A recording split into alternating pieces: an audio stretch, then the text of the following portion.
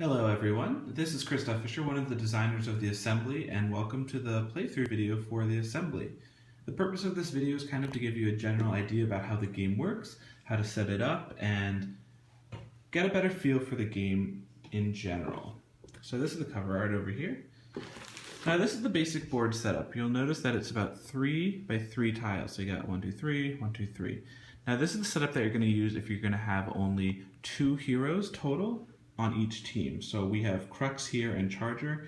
On the other side we have Livingstone and Impulse, and we'll talk about those in a second. But basically the basic premise is if you have 4 total heroes, you're going to have a 3 by 3 board. If you have more than that, then you're going to have a 4 by 4 board. So you'll extend the side right here along the side up top.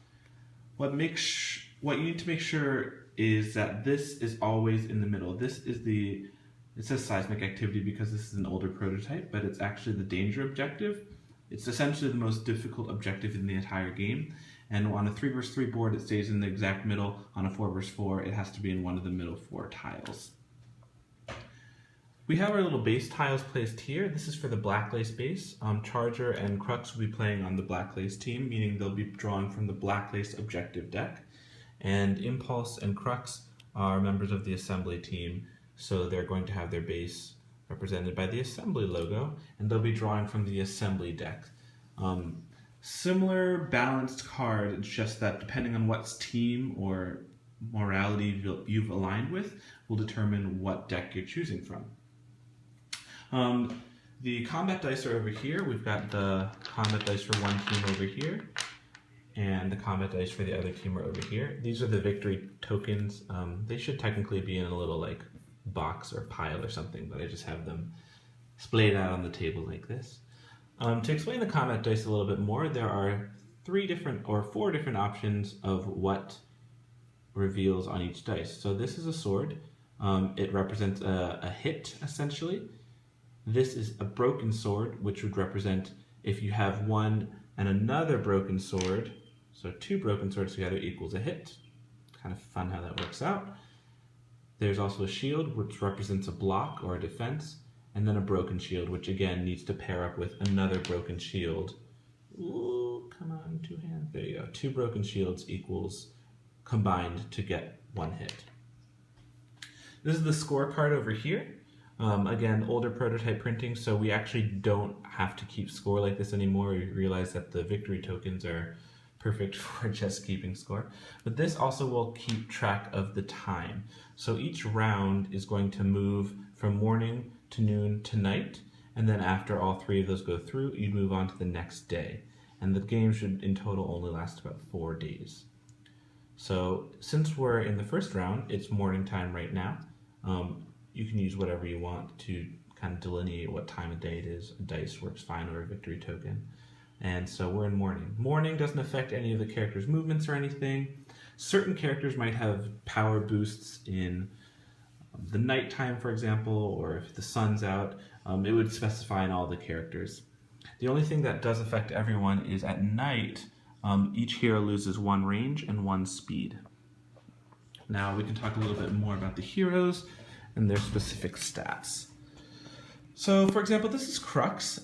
Crux is a tank that kind of specializes in defense and speed manipulation. Essentially, each character has 4 different abilities. They have their basic attacks, which is listed over here. This is an attack of 5, as well as they have a passive, a special attack, and a highborn ability. For example, Crux's passive is if anyone goes near him or goes to an adjacent tile where he's on the map, they have to roll against oncoming damage attack. And that's called Wrath of the Titan. There's also his special attack, which he releases a Titan to go attack another player, and then he has a speed boost for the next turn. And then he has his highborn ability. A character's highborn ability is kind of like their main utility in the battlefield, and in this case it's a taunt for him called Hubris, and it gives him a defensive bonus, and players have to attack him, so potentially take damage themselves when fighting against him. You'll also notice that there are various power cards displayed. Power cards come from a deck. There's 2 of each kind in the deck, and they have various different abilities that can be played either on your turn or instantaneously. So for example, we have classified info here, second chances in the med pack. Med pack is pretty simple. You heal an HP on the battlefield, can be used at any time, and you can use it also on an allied hero as long as they're next to you.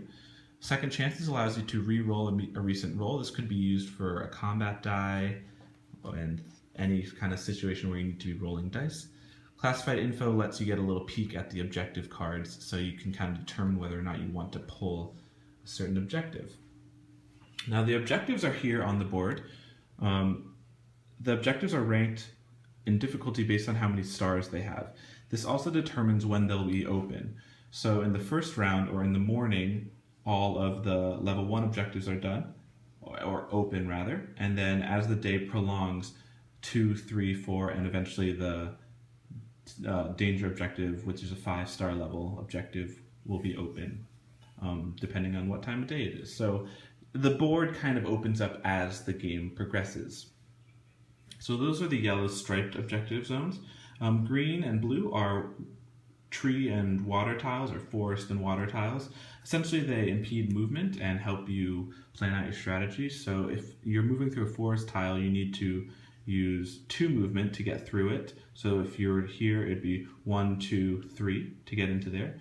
And then a water tile would be similar. You need to use 2 movement to go through it, but it also stops you upon first entrance. So if you were here, you'd go 1, 2, 3, and then you'd also stop. So water kind of impedes movement significantly, but once you're in a body of water, you just need to travel through it like you would a forest tile. Certain tiles don't match up because the board is completely randomized every game. So for example here you have half water, half neutral. You're going to take that tile as neutral. If there was a tree and a water lined up, that would be taken as tree. You always take the lesser impeding tile type.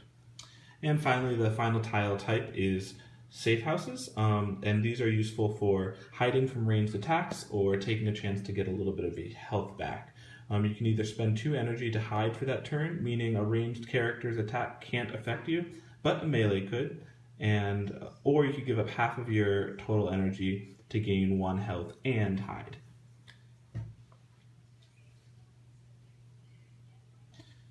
So previously I just placed the bases kind of randomly. You place bases at the beginning of the game. Whichever team goes first gets to place their base first, and then the other team would get to move first. So we're assuming that the Black Lace team placed their base first, and they chose to place it here near the 2-star objective and kind of hidden amongst a safe house and some forest, and they're probably going to try to take control of this 3-star objective over here. And then the assembly team actually camped out closer to the 1-star. So this playthrough is going to seem a little bit speedy and maybe a little confusing. You can see the full rules on our website, but I just wanted to give you guys a better vibe of how this is working out. So we'll just kind of sort of play through this. Since Black Lace plays first, that would mean it's the assembly's turn to move. And we're going to assume that Livingstone is the first to go. So Livingstone is actually going to try to head to this 1-star objective, and he has a movement speed of 5, meaning that he can easily get to that space. So he would essentially move 1, 2. Now because it's early in the morning on the first day, 1-star objectives are open. So he moved into this objective. He is on Team Assembly, so he'd go to the Assembly deck and pull the 1-star objective card. It says, stop the bank robbery. 2 amateur robbers have broken into a safe and are stealing money. Not only have they tripped the alarm, I'm reading through a camera, but you're pretty sure they're using just water pistols painted black. So clearly these robbers aren't the most competent. And it says, you know, if I didn't have such a... I can't read this through a camera. You know, if I didn't have such a greedy personality, I think I'd rather enjoy being a baker. Either a baker or maybe a vintage clothing store owner, said Joey the robber. So there's a little bit of humor on each of these cards. Kind of keep the game in that comic book realm. Now, each objective has its own stats. So it has the rewards. This is a 1-star or 1 victory point. And it has a 2 attack, 2 defense, and 1 health. Because it's only a 1-star, it's a pretty easy objective to complete. So because he moved into that objective, he has a turn to attack that objective. Some objectives will have the ability to attack first, but in most cases, it's going to be the heroes that go first. So Livingstone's going to be pretty easy about this. He's going to use his basic attack. Now you can use a basic, passive, special, and highborn all in one turn, but keep in mind all of those things use up energy. So if you use all of your stuff in one fight, your energy level is going to go way down. And you can use like a paper clip to signify that, or a piece of scrap paper, whichever one you prefer. In this case, we're just kind of blowing through it, so I'm not going to really be marking those. But because he has a 4 attack, you take 4 dice, and again, these dice are all even, so they all have the same amount of swords, shields, and broken swords and broken shields, all the other dice, so no dice is preferred over another, and he would simply roll 4. Now, he got 2 shields, a broken shield, and a sword. For Livingstone, this means that only one of his attack hits. The rest all count as nothing because they are just shields as opposed to attacks. So then the other player would roll for the defense of the objective, and because it has 2 shields, the other team will take the other set of dice and roll, and they got a broken shield and a sword. So unfortunately, that means they don't even block any. Had it been just a shield, that would have blocked the 1 sword attack, or had it been 2 broken shields, that would have combined to make 1, which would have been enough to block. So again, a bad roll for them, but unfortunately, or fortunately for Livingstone, that means he completed this objective. Very easy. He takes the card, puts it over here, and you take a victory token and you place it over here. And there he goes. So he's already got 1 point. The assembly has 1 point. You're playing to approximately 15, or whoever has the most at the end of day 4. Something that I forgot to mention in the setup is actually all the objectives that haven't been completed usually have the appropriate amount of victory tokens on top of them. This way you kind of know which objectives have been completed and which ones haven't. It's also kind of nice because you're like, ooh, I'm collecting victory tokens around. So that would be that turn for Livingstone. It then goes to the Blacklight's turn. And we'll start with Charger. Let's say it's Charger's turn first. And Charger is probably going to want to go attack Livingstone while he's kind of just sitting in that objective because it's been completed, so he's allowed to go target that. So Charger has a movement speed of 5, and his passive is interesting because as he moves, he regains energy. He's kind of like this little hyperactive little blaster boy. So 4, 5. We'll put him there. So he's kind of trying to keep a little bit of distance from Impulse when Impulse comes out of the base. But he does have... Oh, actually, we'll put him here. So he has a clear shot at Livingstone. So there's a clear line of attack there. He could attack from here as well, meaning his attack would go 1, 2, 3. But this way, it's a clean 1, 2, 3. It's a little bit easier to explain how attacking and lines of sight work in this game. There's graphics on our website about those things if you do have questions about those. Charger has a range of 6, so that's well in range for him because that's only 3 tiles away.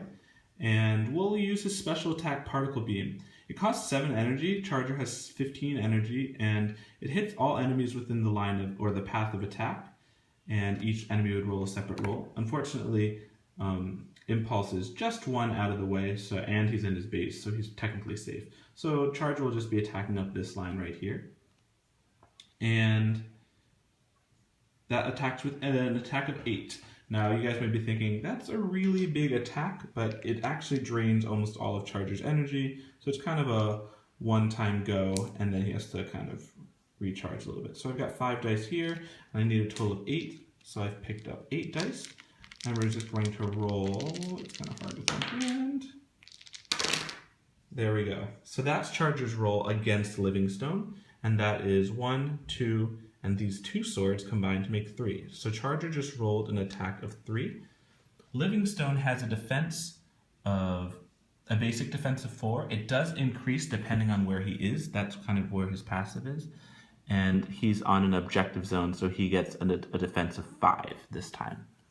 So it's a little confusing upon first glance, but as you play the game more, you start to recognize more about the characters And it's really fun what kind of combinations you can come up with who you want on your team, and you start to memorize passives, and all sorts of fun stuff happens. So we're going to have a defensive 5 for Livingstone, and we see from the results that he has 1, 2, and then the rest are all swords. So he did block 2 of these swords. He blocked 1 and 2, but there's still this one remaining one left. So unfortunately for Livingstone, he would take a hit of damage, taking his HP from 6 to 5. And again, you can use paper clips or scratch paper to kind of delineate where they're at. Livingstone did have power cards that he could use, and normally these are kind of hidden in your hand, but for the playthrough, we're playing everything up. He could have used Toughen Up and gained 3 defense until the next turn, because it can be used at any time, but seeing as he saw the roll, it wasn't too much damage coming, he kind of figured, you know what, I can probably block most of it, and he did. So he's only hurting 1, not too bad.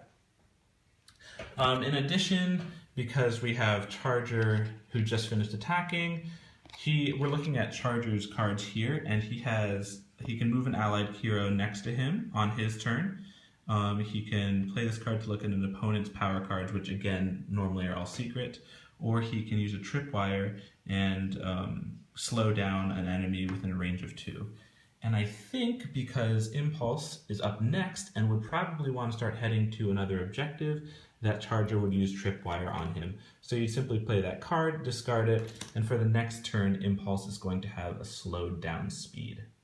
So that would probably end Charger's turn, and we're going to move back over to the assembly team.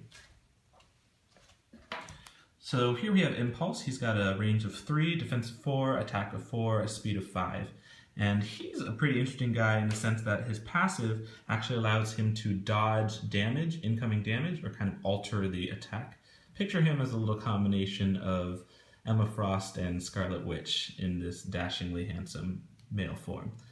And his special attack is, it has an aura, and it essentially is a radiation of damage around him, and it slows and kind of reduces enemies' range, as well as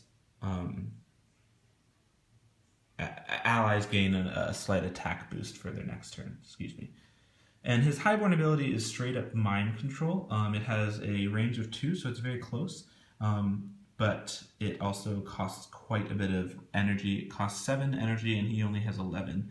But he gains control of a target and uses their stats and energy as if it were his turn. So in this situation, we're going to, just for the sake of showing it, we're going to use mind control. So you do 7 minus 11, so we'd have 4 remaining energy. And he's going to take control of Impulse of Charger, because Charger is only 2 things away. Technically, Impulse should get off the base on his first turn, but he has enough movement. He has a speed of 5, so he'd only use 1, and he's going to use this mind control to take control of Charger, and Charger is going to move. Actually, he doesn't even have to. He's got such a high range. He's going to, I was going to say he's going to move in and attack Crux, but because Crux is still on base, technically he can't be attacked. So I guess I would rethink that move before actually deciding to mind control a character. In this situation, we're going to say that Impulse is going to head towards this 4-star objective over here. It's not open yet because we haven't advanced in the time of day, but he can kind of preemptively start heading towards that. So 1, 2, 3, 4, 5. 5 over here, and unfortunately he's going to have to cross over this water on his next turn, but he doesn't have enough movement to get over there. So that's objective is kind of in a tough place. It's fully surrounded by movement impeding things. And Impulse doesn't really have too much to do for this turn. Can he use any of his power? He could, I could use Adrenaline Shot to gain more speed, but actually, if we remember, Charger actually reduced his speed by 3 because he used Tripwire on him. So, good move, Charger. And there you go. It's kind of hard playing all 4 characters in this little playthrough video. So, because he has only a movement speed of 2, 1, 2. Charger's pretty limited, or Impulse is pretty limited for this turn, thanks to Charger. So that would end his turn. He's not going to use Adrenaline Shot or anything. It's not really worth it. And we'll move back over to Crux. So it's Crux's turn. For the sake of this explanation, we're going to say that we've kind of moved ahead into the game, and so we can open other objectives because I don't want to play the whole thing through. We're going to move over to here, and he's going to go to the 2-star objective. So you'd go to the 2-star deck, flip it open, and see that the Black Lace objectives are a little bit more potentially evil, I guess corrupt. Objective, claim what's owed. Breaking agreements with Black Lace is not an option. One leader thinks that they can run away from us without paying the price. And so you're essentially attacking someone who's on the run. But there's a yellow section of this objective that says, I'm trying to get it to focus. Come on, little guy. You don't want to focus. It says, on the chase, you must complete this objective in 1 turn or the traitor escapes, and you can only gain 1 total victory point. Now remember, this is worth 2, but if you don't complete the kind of conditions over here, then it becomes only a 1-star objective. So those are things you can't really predict until you've played the game several times. There's about 5 of each kind of objective or more, so as you play the game multiple times, you start to kind of get an idea of what a 2-star objective is versus a 1-star. The 4-star ones get very complicated. I'll go ahead and show you. They either become complicated or incredibly strong. This one, you're stealing military weapons, has a really high attack, pretty high defense, and is probably going to take more than 1 lucky roll. And it also has preemptive strike, so this objective would actually attack you first if you entered it. So there's a nice little variety of what's going on in here. We will go ahead and see if Crux can do this. So Crux is going to be, he'll use his Release the Beast on the objective. So it costs 4 energy and uses an 8 roll. 8 rolls a lot. 1, 2, 3, 4, 5, 6, 7, 8. All right. And this objective only has a defense of 3. Actually, 3 is kind of high, so we'll see. 1, 2 combined to make 1, 3, or 1 and 2. Really? I only rolled a 2? Dang, so he rolled a 2 against the defense of 3. Wow, and it didn't block anything. It just has all swords. So, fortunately, oh, that still doesn't take it out though, because it has, oh, it does.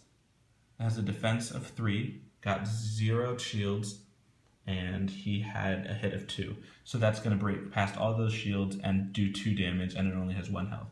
So luckily for them, they just got 2 points.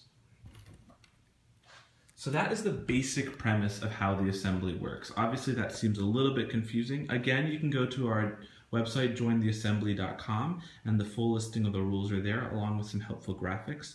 Hopefully this playthrough kind of gives you a vibe of how the strategy tabletop game works. Again, there are a lot of other characters to be involved, which is fun. We've got, I can't spray paint there, but we've got over 15 different characters. There's Alice, there's Fable, Vertigo, he kind of moves people around the board, Matador. There's all sorts of different characters, 15 in total.